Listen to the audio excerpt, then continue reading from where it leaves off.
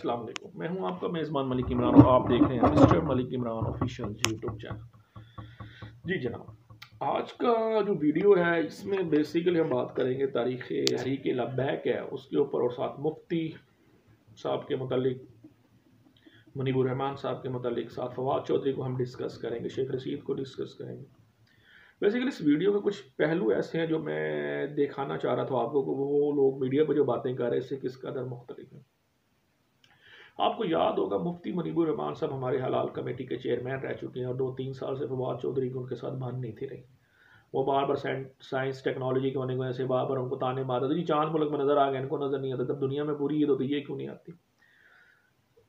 फवाद चौधरी को दर हकीकत दीन और इल्म का तो इतना खास नॉलेज है नहीं था, तो वो आंख का देखना जो है वो बेहतर होता है। बहरहाल कई जगहों पर ये हम बस इस एरिया में रहते हैं जिधर बहुत ज़्यादा होल्ड है अरब अमारात में और ये सारा कुछ, वो लोग अपने मुल्कों में तो ठीक है, लेकिन हमारे जैसे तंजीमों को उठा देते छोटे मुल्कों में, इनको फंडिंग करते हैं तो वो फिर आगे से आ जाती है।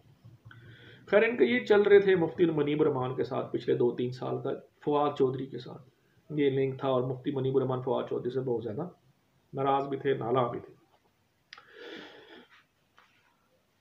अब आते हैं जनाब हम तहरीक लब्बैक की तंजीम के ऊपर, तहरीक लब्बैक के वर्क के ऊपर, और तहरीक लब्बैक ने ऐसा क्या किया है 12 रबीउल अव्वल के बाद कि मामलात खून खराबा और शहादत पर चला गया लोगों की।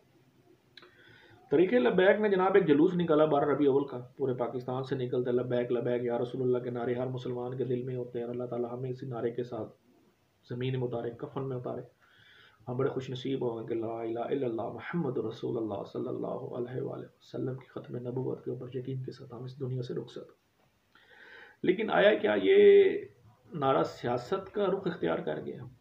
क्या इस नारे ने गरीब लोगों को इस्तेमाल में लाए कराए हैं? क्या इस तंजीम का काम क्या था? बेसिकली ये तंजीम है क्या? खादम रिजवी साहब एक मौलाना थे, बहुत ज़बरदस्त उलमा में था, उनका शुमार होता था, और ऐसे काबिल और मुजद्दिद उलमा थे जिनके पास कोई भी फैसला चला जाए तो बड़े बेहतर तरीके से सुन्नत और कुरान की रोशनी में वो उसको हल करने की अहमियत रखते थे। तहरीक लब्बैक का पस मंज़र देखा जाए तो आपको शायद याद होगा कि हमारे एक मिनिस्टर कत्ल हुए थे, पीपल पार्टी के थे। उनके कत्ल के बाद सारा तहरीक लब्बैक बेसिकली फ्रंट लाइन पर आई। उनके हमारे उस मिनिस्टर जो पीपल पार्टी के थे उनके ऊपर ये इल्ज़ाम था कि उन्होंने नबी करम सल्लल्लाहु अलैहि वसल्लम की तौहीन अमेज़ अल्फाज इस्तेमाल किए, नाउज़ुबिल्लाह। अब मीडिया पर ये इतना हाइट ले, उसकी पैदाश में उन्हीं के सिक्योरिटी गार्ड ने उनको फायर मारा थे, ट्रस्ट खाली की थी कि उसने नबी अकरम सल्लल्लाहु अलैहि वसल्लम के मुतल्लिक नाउज़ुबिल्लाह तौहीन अल्फाज जो है उनकी इज़्ज़त की, जो इज़्ज़त तो है वो इस्तेमाल की। अब इस शख्स जिस गार्ड ने जो गोली मारी थी, इस गार्ड ने बाकायदा अपना बयान दिया था कि जनाब मैंने ये इसलिए उनको मारा है कि इन्होंने नबी अकरम सल्लल्लाहु अलैहि वसल्लम की जो शान में गुस्ताखी की थी, नाउज़ुबिल्लाह, जिस वजह से मुझसे ये चीज़ बर्दाश्त नहीं। अब इस शख्स का ये बयान जज के सामने जाना और जज का फिर इसके ऊपर फैसला देना, ये बड़ा ही बहुत संगीन हालात, जज के ऊपर बहुत प्रेशर्स आ चुके थे। इस दौरान मौलाना खादम रिजवी साहब अपना निकलते लब्बैक का झंडा लेकर, और वो जनाब पूरे मुल्क में लब्बैक या रसूलुल्लाह और ये इसके नारे लेके अपनी तंजीम का नाम नॉमिनेट करते हैं। ये खादम रिजवी का पहला स्टेप था जिसमें वो इंटर होते थे। अब खादम रिजवी साहब का इस तरह का कदम उठाना आया सियासत में हलचल मचाने के मुतरादफ था कि या अपने आप को हेडलाइंस की जीनत बनाना था। इसमें तो कोई शक नहीं है कि नबी अकरम सल्लल्लाहु अलैहि वसल्लम की जो तौहीन अमेज़ बातें या खाके पूरी दुनिया में बनाए जा रहे थे, उस पर हर मुसलमान रंजीदा भी था, और फिर ऐसे कुछ इश्यूज भी आ रहे थे जिसमें मरज़ियत को ख़त्म नबूवत भी ख़त्म किया जा रहा था, तो ये बहुत ही शदीद किस्म के तनाव में थे। लेकिन इनका उस वक्त आना, मौलाना खादम रिजवी साहब का, ये बहुत बड़ी یعنی یوں سمجھ لے کہ سعادت تھی کہ یہ ایک ایسا شخص تھا جو اٹھ رہا تھا ختم نبوت کے لیے اور نبی کریم صلی اللہ علیہ وسلم کی شان و شوکت کے لیے، اور نبی کریم صلی اللہ علیہ وسلم کو یعنی ایک پہچان کے لیے ایک اپنے ملک کی طرف سے ایک سمبلائک جو تھا، سمبل بن کر آگے آ رہا تھا۔ اب اس میں جو تشدد کا ایلیمنٹ ہے وہ کہاں سے آ رہا تھا؟ یہ تو اتنی پیاری جماعت درود شریف نبی کریم صلی اللہ علیہ وسلم پر بھیجنے والی اور اتنے خوبصورت لوگوں کو اور 24 گھنٹے اللہ کا اور اللہ کے رسول کا ذکر کرنے والا، آیا ان میں تشدد کا ایلیمنٹ کہاں پیدا ہو رہا تھا؟ اب اس کی بھی بہت سی وجوہات ہیں۔ اب مولانا خادم رضوی سے آگے نکلتے ہیں تھوڑا سا، تو پھر اس جماعت نے بہت ہی پذیرائی حاصل کی، لیکن اس دوران جس گارڈ نے گولیاں ماری تھی اس گورنر کو، ان کی ڈیتھ ہوگی، اس کے بعد اس کو بھی پھانسی لگ گئی۔ پھر اس کے باپ کو انہوں نے اپنے جلسے جلوسوں میں لے کر آنا، اس کو یوز کرنا، تو یہ ایک علیحدہ چیز ہے۔ اب اس سے اب کنارہ کشی کر کے ہم آگے چلتے ہیں۔ مولانا خادم رضوی صاحب نے اپنی تنظیم لانچ کی پھر ایز اے پولیٹکس میں، الیکشنز میں 2018 کی۔ اس جماعت کو بہت زیادہ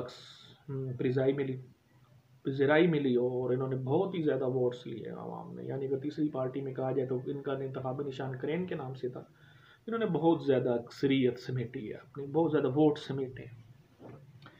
خیر طریق لبیک میں پھر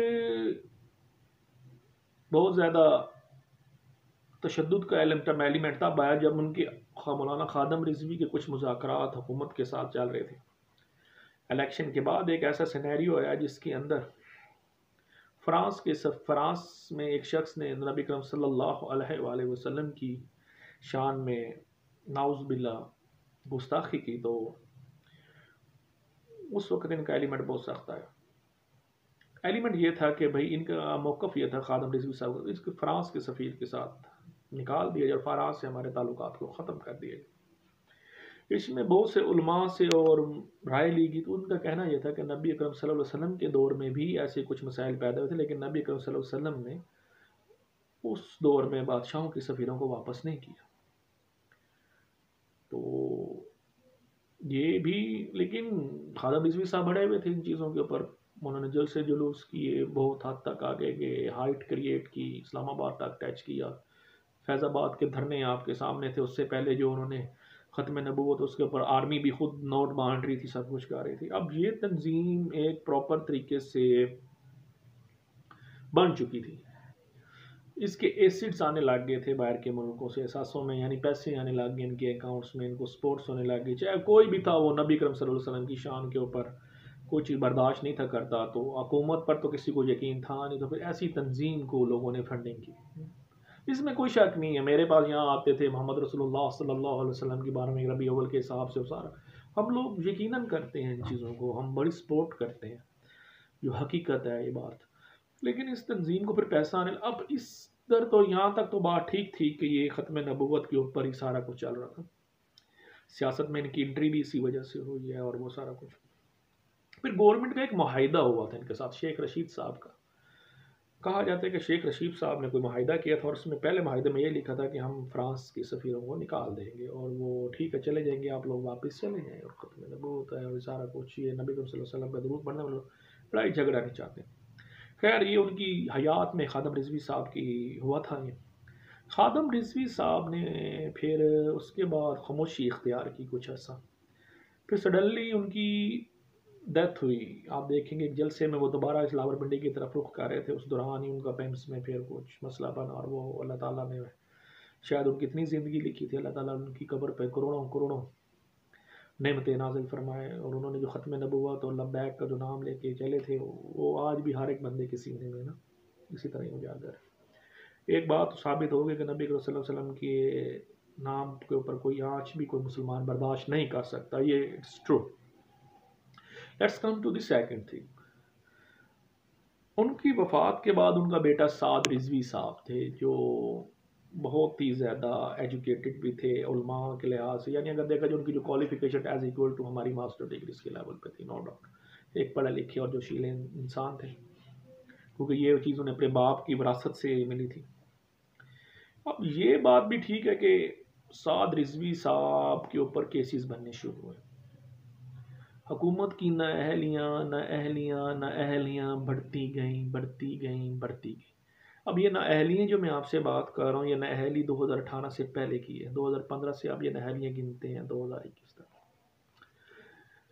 نااہلیاں کیا تھی؟ حکومت کا رویہ ان کے ساتھ جو تھا پچھلی سے بھی اور اس حکومت کا بھی، ان کے ساتھ جو رویہ حکومت کا بن رہا تھا، وہ حکومت ان کو ٹیررسٹ ڈکلیئر کر رہی تھی، کیونکہ اپنی حکومت دنیا میں بنانے کے لیے یہ لوگ اس حد تک گر جاتے ہیں کہ دنیا کا عوام، یورپ کو اور گوروں کو خوش کرنے کے لیے انہوں نے ایک مسلمان آدمی کو خود ہی اپنے ملک میں دہشت گرد کہنا شروع کر دیا۔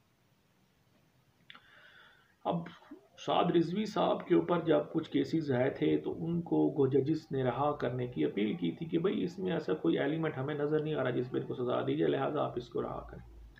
حکومت پاکستان عمران خان صاحب کی حکومت میں پھر یہ ہوا کہ ان کو نظر بند کیا گیا۔ نظر بند بھی کیسے کیا؟ اگر گھر تک محدود کرتے پھر بھی ٹھیک، ان کو جیل میں رکھنے کا یعنی فیصلہ، کچھ ایسے ایکٹ اور کچھ ایسے شکیں 111 اور سم تھنگ لگائی گئی جس کی وجہ سے ابھی بھی یہ نظر بند تھے۔ اب ان کی دوسری چیز یہ تھی کہ ان کی پارٹی جو تحریک لبیک تھی، اس کو کالعدم TLP کے نام سے جانے جانے، تحریک لبیک پاکستان کالعدم قرار۔ ان کے فنڈز باہر سے آنا بند ہو گئے، ان کے بینکس اکاؤنٹس کلوز ہونے شروع ہو گئے، اس کے بعد پھر ان کے ساتھ جو تھا معاہدات، اس معاہدات کی پاسداری میں پھر حکومت ناکام رہی۔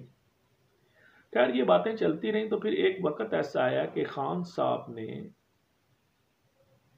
یہ سوچا کہ بھئی اب یہ حالات اب ہمارے کنٹرول سے تو باہر ہو رہے ہیں۔ خان صاحب سے کسی نے پوچھ لیا، خان صاحب پچھلے معاہدے کا پتہ ہے؟ کہتے نہیں جی مجھے تو پتہ ہی نہیں، مجھے تو نہیں پتہ فرانس کے متعلق انہوں نے کوئی معاہدہ ایسا کیا تھا کہ نہیں۔ یہ ہمارے PM عمران خان صاحب کا بیان ہے، اور اس کے جو شخصی گواہ ہیں وہ ڈاکٹر عامر لیاقت صاحب ہیں، جنہوں نے ایک میڈیا کے اوپر بھی بیٹھ کے شاید یہ بات کی ہے۔ اب یہ معاہدہ نیا ہونے جا رہا تھا۔ اس معاہدے میں مفتی منیب الرحمان اور شیخ رشید اور آفاق چودھری میں بڑے شدید تناؤ تھا، کیونکہ مفتی منیب الرحمان کو اس وقت حکومت نے منتخب کیا تھا اپنی طرف سے، کہ آیا وہ تحریک لبیک والوں نے بھی منتخب کیا تھا تو حکومت نے بھی انہیں کو چانس دی۔ اس میں فواد چودھری سے تو ویسے مفتی منیب الرحمان کی نہیں تھی بنتی، اور یہی ہوا کہ فواد چودھری نے بہت شدید بیانات دینے شروع کر دیے پہلے 2-3 دن پہلے کہ ہم یوں کر دیں گے، یہ تحریک کالعدم ہے، اس کو فنڈ آتے ہیں انڈیا سے اور ٹیررسٹ تنظیمات، سارا کچھ انہوں نے کہنا شروع کر۔ اس کے برعکس جو ہے شیخ رشید نے یہ کیا کہ جناب میں ریجر 2 مہینے کے لیے تعینات کر رہا ہوں، میں یہ کر رہا ہوں اور میں وہ کر رہا ہوں۔ خیر اس مسئلے کو مزید پیچیدہ بنایا گیا۔ مفتی منیب الرحمان کا میں خیال سے ایک چیز کا کریڈٹ دوں گا کہ انہوں نے اس چیز کو بڑے ہی محبت اور ایمانداری کے ساتھ، سلجھاؤ کے ساتھ ختم کر دی۔ اب آپ یہ چیز دیکھیں کہ ہمارے وزراء کیا چاہتے تھے، بیسیکلی ہمارے وزراء یہ چاہتے تھے کہ یہ کلیش بنے، عوام آپس میں لڑے، ہم اس کو یہ کلر دیں گے، ہم اس کو یہ کلر دیں گے، اور آخر میں ہم کہیں گے جی ہمیں تو حکومت اپوزیشن ہے نہیں چلے، تو اپوزیشن کا پلان تھا، ہم الیکشن کی طرف واپس جائیں گے، ختم ہو جائے گی ہر چیز اور ہم پھر دوبارہ بن کے شہید ہو کے آئیں گے۔ یہ جب فواد چودھری سے لے کے وفاقی منسٹر سب انتشار کے عادی تھے، یہ کوئی نہیں تھا چاہتا کہ صلح ہو۔ یہ بات کیٹیگوریکلی میں آپ کو بتا رہا ہوں، کیٹیگوریکل۔ اس کے بعد ایک اور چیز بڑی اہم تھی کہ خان صاحب اتنی لاپرواہی کیسے کر سکتے ہیں؟ انہیں پچھلے معاہدات کا پتہ نہیں تھا کیا؟ انہیں نہیں پتہ تھا کہ ایک معاہدہ اگر ایک مسلمان کر لیتا ہے وعدہ خلافی نہیں کر سکتا؟ وعدہ خلافی مسلمان کے خون میں نہیں ہے۔ افسوس یہ ہے کہ ہمیں پھر یا تو مسلمان نہیں ہے، ہمارے عادات ہی نہیں ہے تو یہ کہہ دیں ورنہ مسلمان ایسا نہیں کر سکتا۔ اللہ کر کے خیر تحریک لبیک کے ساتھ ہمارے حکومت کے مذاکرات ہو گئے۔ اب مذاکرات کو، معاہدے کو خفیہ شکل رکھی گئی ہے، خفیہ بنایا گیا، اس میں شاہ محمود قریشی کو لایا گیا، علی کو لایا گیا، علی صاحب وفاقی منسٹر جو ہیں، تو ابھی اس معاہدے کی شکوں کو باہر نہیں لے کے، لیکن میڈیا میں بہت سی چیزیں عام ہو چکی ہیں۔ اب بات یہ ہے کہ ایسا کیا خفیہ معاہدہ ہے؟ لیکن کہا جاتا ہے کہ پچھلے نبی صلی اللہ علیہ وسلم کے دور میں بھی بعد میں بھی کچھ ایسے معاہدات تھے جس کو راز میں رکھا گیا تھا، تو اس وجہ سے حکومتیں چاہیں تو رکھ سکتی۔ پھر یہ ہوا جناب کہ حکومت نے سمجھداری کا مظاہرہ کرتے ہوئے مفتی منیب کے ساتھ ہی اپنے ڈائلاگ شاہ محمود قریشی اور علی محمد کو لے جا کر یہ فائنل کی تحریک لبیک کے ساتھ۔ اب بہت سی چیزیں بہت مشکلات میں آ رہی ہیں، پاکستان کے حالات، کرائسس، فاٹا، IMF اور ساتھ پھر سعودیہ کے ساتھ جو انہوں نے قرضہ لیا ہے $3.5 بلین کا، اب اس کی بھی شکیں چھپائی جا رہی ہیں کہ کتنے پیسوں پر کتنے سود پر لیا گیا۔ بہرحال ملکی حالات بہت برے ہوتے جا رہے ہیں، اور اس کا سب سے بڑا خمیازہ جو بھگت رہی ہے وہ غریب عوام بھگت رہی ہے۔ خان صاحب کو اس سے کوئی مطلب نہیں ہے، یہ بڑے بڑے لوگ ہوتے ہیں جنہیں یہ اپنی کہانی کتابیں ان کی کبھی نہ بیٹھی ہوتی، کاغذوں میں ہر چیز پور کر لیتے ہیں، ان کے لیے اتنا کوئی مسئلہ نہیں ہوتا۔ مسئلہ ہوتا ہے غریب عوام کے لیے جو سفر کرتی ہے مہنگائی میں، غربت میں، بے روزگاری میں، بچوں کی تکلیفوں میں، بیماریوں میں، ان کا کچھ نہیں جاتا۔ بہر اللہ تعالیٰ ہمارے ملک پر رحم کرے، ہمیں ایسے مشکلات سے باہر نکالے، شاید ہماری اپنی کی ہیں ہمارے آگے آ جاتی ہیں۔ اللہ تعالیٰ ہمیں معاف کرے، اللہ تعالیٰ ہمیں رحم کرے، ہم تو بہت سخت پریشان ہیں، ہمیں پتہ نہیں کن گناہوں کی سزائیں مل رہی ہیں اس ملک میں، اللہ تعالیٰ ہم پر اپنی رحمت کرے، ہمیں معاف کرے۔ تو اس کے ساتھ میرا چینل ضرور سبسکرائب کریں گے۔ میرا نام ہے مسٹر ملک عمران، آپ دیکھ رہے ہیں مسٹر ملک عمران آفیشیل یوٹیوب چینل۔ اس وقت تک مجھے اجازت دیجیے، اللہ حافظ۔